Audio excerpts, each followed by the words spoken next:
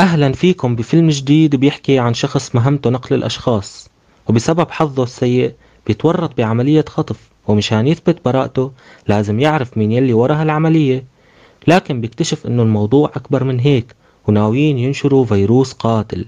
ببلش فيلمنا مع فرانك ناطر بسيارته بالكراج موعد. بتدق عليه بنت ليساعدها لأنه بنشرت. بيقللها افتكي ماني فاضيلك. بتسحب عليه مسدس وبتهدده مشان ينزل من السيارة. بيحكي لها مثل ما بدك بس مو نصيحة أبدا تعلقي معي. بينزل من السيارة وبلاحظ إنه معها 4 شباب، كل واحد معاه سلاح. بيحكي لها أبوك وأمك بيعرفوا يلي عم تعمليه. بتقول له اخرسوا لك، رح ناخد السيارة غصبا عنك. بيركبوا بالسيارة وبيكتشفوا إنها على البصمة، وبينزلوا ليضربوه. بيقلن ثواني، بيشلح الجاكيت وبينزل فيهن سف وخبط وبنهنهن نهنها. البنت بتزت المسدس وبتهرب. بيروح فرانك للموعد تبعه. هو عبارة عن توصيل ولد اسمه علي لأهله من المدرسة، لأنه ابن مسؤول مهم. بيطلع الولد بالسيارة وبيقول له وينك يا زلمة، اشتقنا لك، هيك تأخرت علينا؟ بيقول له أنا ما بتأخر أبدا. بيوصل فرانك لبيت سعيد أبوه لعلي، وبيعطي إشارة للحراس إنه الوضع تمام مشان يفتحوا الباب. وبيدخل ليسلم الولد لأهله، بلاقيهم عم يتخانقوا ويجعروا، فبيقرب شوي بالسيارة مشان الولد ما تنجرح مشاعره. بعدين أم علي تستلم علي وبتشكر فرانك لأنه وصله بخير وسلامة. بتقله بدي إياك بكرة تاخد علي على الدكتور لأنه عم ساويله عيد ميلاد وماني فاضية. بيوافق فرانك وبقلها ما تاكلي هم. بس بنكتشف إنه في حدا عم يتسمع عليهم، وبيخبر جماعته إنه الموعد بكرة على الساعة 9. ومنروح على بيت المجرم دربل يلي عم يتجسس عليهم، وبيخبروا زلمته إنه الموعد بكرة، بس مو أم علي يلي رح تاخد علي على الدكتور، الشوفير هو يلي رح ياخده. بيحكي له إنه هيك أحسن، وبيطلب منهم إنه يجهزوا الفيروس ويحضروه، وبيعطيه لزلمته وبيخبي الترياق عنده. تاني يوم منشوف عصابة دربل وهن رايحين لعيادة الدكتور. أما علي وفرانك بيكونوا بطريقهم بالسيارة لعند العيادة، وجماعة دربل بيكونوا وصلوا وبيطلبوا من الممرضة الدكتور فادي. وبتسألها الممرضة عن نوع مرضها. بتطالع مسدس وبتقتلها وبتقتل الدكتور وبتخردقه خردقة. وبعدها بتخبر دربل انه استولوا على العيادة وصاروا جاهزين للخطة. بيوصل فرانك وعلي للعيادة وبيلاقوا قتالة القتلة من مكان الممرضة. بتخبرهم انه الدكتور فادي مانو موجود، وفي دكتور تاني رح يعطيه اللقاح. بس علي بياخد باله انه هي مو نفس الممرضة اللي كل مرة بتكون موجودة، وبيسأل عليها. بتحكي له انه هي اخذة اجازة وانا محلها. فرانك بيسلم علي للدكتور يلي شكله مثل الهبيلة وما بشك بشي ابدا. وبعدها بيكون عم يشرب مي، وبفوت شخص غريب على العيادة. وبيلاحظ فرانك انه في دم عم بيسيل من تحت الباب. بفوت بسرعة على العيادة وبيطلب من الدكتور يوقف وما يعطيه الإبرة، لكنه بيرفض. وبيخلع الاثنين خلع، وبيهرب علي من فتحة التهوية، وبيكمل سفق وخبط فيهم وبزتوه من الباب. وبيلاقي زوزو مستنيته بالرشاش برا، وبترشه رش، بس هو بيتخبى ورا الباب. وبيفوت على غرفة التخزين وبيلاقي فيها أنابيب أكسجين، بزتهم لبرا وبينفجروا. وبيقدر بعدين ياخد علي ويهرب. أما زوزو بتقتل رفيقها بالغلط لأنه كانت مفكرته فرانك، وبتخبر رفيقها يحط قنبلة تحت سيارة فرانك يلي بياخدها وبيهرب فيها. أما زوزو بتخبر دربل إنه الخطة الأولى فشلت وانتقلنا للخطة الثانية. أم علي بتكون جهزت لعيد ميلاد علي، وبيوصل فرانك قدام البيت، لكن بيوقف فجأة بعد ما بيجي هاتف من دربل بيخبره إنه إذا ما سمع كلام زوزو رح يقتل علي ويفجر السيارة. وما بيكون قدامه حل غير إنه يروح معاها. وبتحس ام علي إنه في شي غلط، وبتخبر الشرطة يلي بتوصل دغري.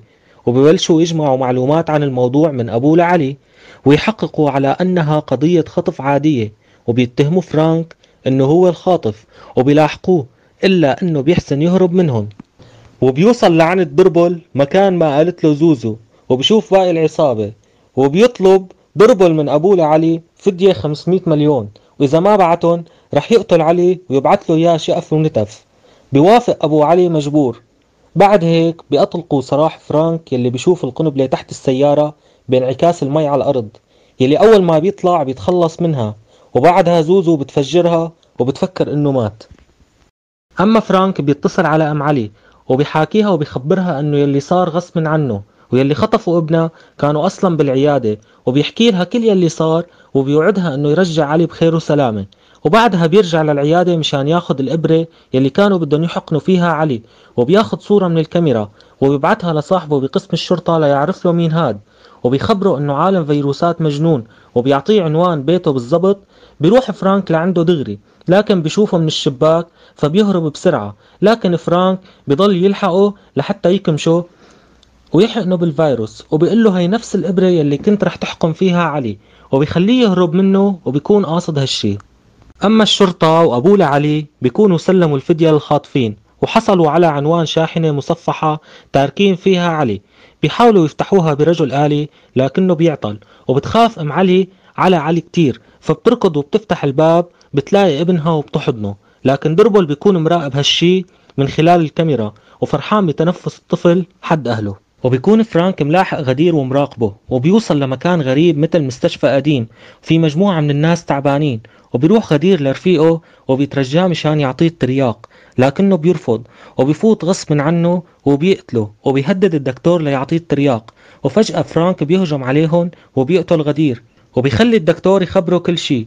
فبيقول له انه علي انخطف من شخص اسمه دربل، وهو حاليا مثل القنبلة الموقوتة بعد ما حقنوه بالفيروس، واي شخص بيتنفس حده رح ينتقل له المرض ويموت بعد كم ساعة. فرانك بيطلب من الدكتور الترياق، فبيرمي له اياه من الشباك وبينط وراهن وبيحسن يكمش وحده بس. ببيت سعيد بيكون الدكتور عم يكشف على علي يلي بيكون تعبان كتير، وبيقول لهم الدكتور انه معاه التهاب فيروسي ورح يروح بإبرة دكلون لا تخافوا، بس ما بيكون عرفان السبب الحقيقي ورا تعبه.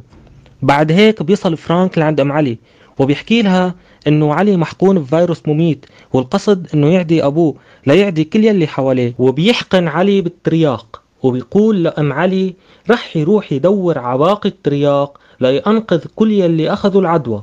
أما أبوه لعلي فبيكون راح على مؤتمر وباين عليه التعب، وبتحكي معاه مرته مشان تنبهه ما يختلط بالناس، لكن الخط بينفصل قبل ما تخلص كلامها. أما فرانك بيحكي لصاحبه بقسم الشرطة يعطيه معلومات عن دربل، وبيخبره أنه هو قاتل مأجور من الجبهة للي بيعطيه أكتر مصاري.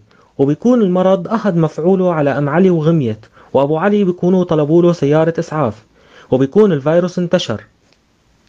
وبيكون دربل مع الدكتور قرر انه يحتفظ بالترياق بدمه مشان ما حدا يحسن ياخده.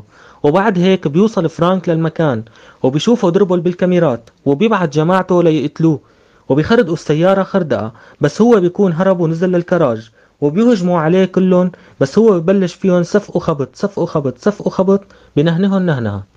وبعدها بيطلع لدربل يلي بيكون مجهز حاله ليروح الجبهة، وبيسأله عن مكان الترياق. بيقول له انه صار كله جوا جسمه وانه تأخر كتير، وبينادي على زوزو لتخلص عليه وتقتله، بس هو كالعادة بيقتلها.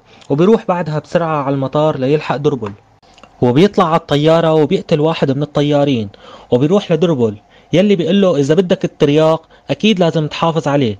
بيقول له لا تخاف رح وصلك للمستشفى قطعة وحدة. وبيتقاتل هو وياه داخل الطيارة وبيختل توازنها وبتقع بالبحر، لكن فرانك بيحسن يكمش دربل وبتوصل الشرطة وبيقبضوا عليه.